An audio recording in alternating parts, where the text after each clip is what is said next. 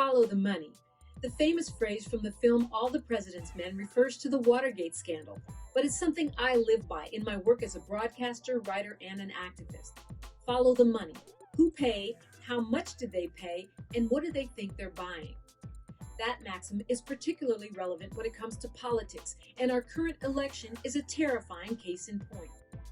The Los Angeles Police Protective League has dumped at least $4 million in advertising into a hit job on Congresswoman Karen Bass. In what is laughably called an independent expenditure, the so-called union representing our city's cops is spending an unheard of amount of money in support of billionaire real estate developer and self-described LAPD savior Rick Caruso in his bid for mayor.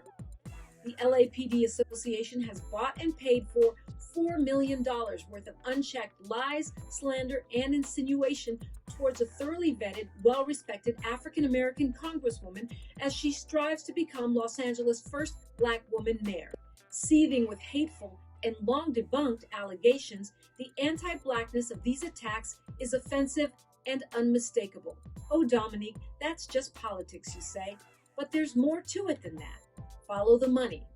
Police associations, or unions as they like to call themselves, are advocacy organizations for law enforcement officers.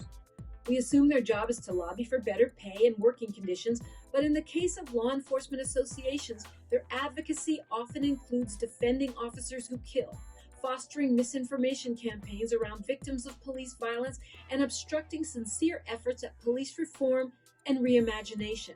Their outsized power is often wielded to perpetuate policies and practices that enforce systemic bias and discrimination. That's why I call them cartels.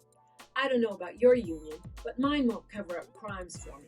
So why are these organizations, whatever you call them, allowed to endorse candidates?